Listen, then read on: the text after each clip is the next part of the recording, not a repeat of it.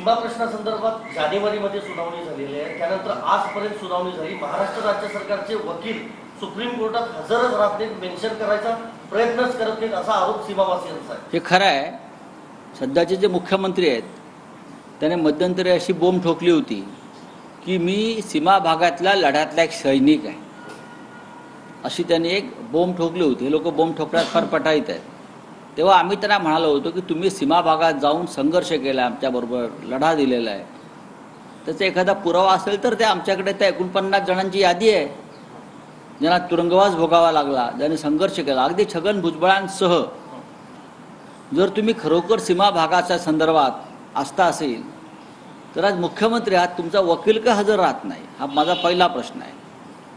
त्यानंतर आधीच्या मंत्रिमंडळामध्ये एकनाथ शिंदे हे मंत्री असताना त्यांच्यावर सीमा भागाची विशेष जबाबदारी होती, बरं का.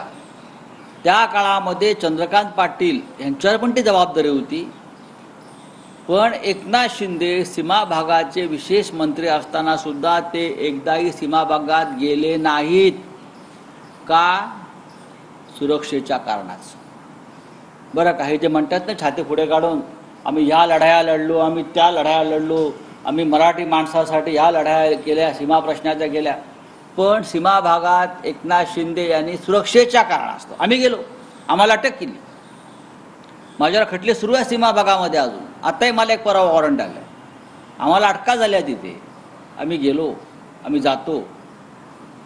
पण सुरक्षेच्या कारणास्तव जे मुख्यमंत्री बेळगावात गेले नाहीत त्यांच्याकडून सीमा भागातल्या जनतेचे प्रश्न सुटतील हे आपण विचारही करू शकत.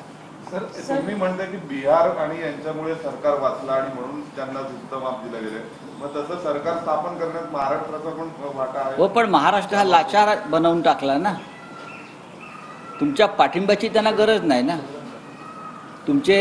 तुम्ही निवडून आणलेले 7 लोंबडे आणि शेंबडे हे बसलेत त्यांना पाठिंबा द्यायला, ते काय करणार? तुमचा पाठीचा कणाच त्याने काढून घेतलेला आहे. हो, पण नितीश कुमार आणि चंद्राबाबू हे त्यांच्या पाठिंब्याची पुरेपूर किंमत वसूल करतात.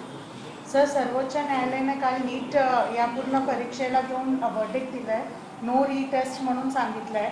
याला धर्मेंद्र प्रधान हे जे एज्युकेशन मिनिस्टर आहेत ते सांगतात सत्यमेव जयते. हे सत्यमेव अजिबात जयते नाही. न्यायालयाच्या भिंतीवर सत्यमेव जयतेचा बोर्ड आहे, तो काढावा लागेल, एवढंच मी सांगेन. न्यायमूर्तींच्या पाठीमागे सत्यमेव जयतेचा बोर्ड आहे ना, तो काढावा लागेल, हे सातत्याने आम्ही सांगतोय. महाराष्ट्रामध्ये ज्या प्रकारचं घटनाबाह्य सरकार चालवण्यात येत आहे न्यायालयाच्या पाठिंब्यानं, मी स्पष्ट म्हणतो, हजारो विद्यार्थी रस्त्यावर उतरलेले आहेत.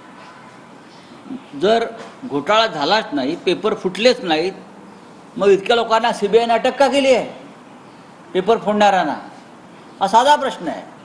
आतापर्यंत 27 लोकांना अटक केलेली आहे. महाराष्ट्रातले काही लोक आहेत, गुजरातले काही मधले लोक आहेत, मग त्यांना अटक का केली? विशेष पथक का नेमलं आणि अटक का केली? याचं उत्तर न्यायालय देऊ शकेल का? चलो, थँक्यू व्हेरी मच. हाँ, चलो बोलिए.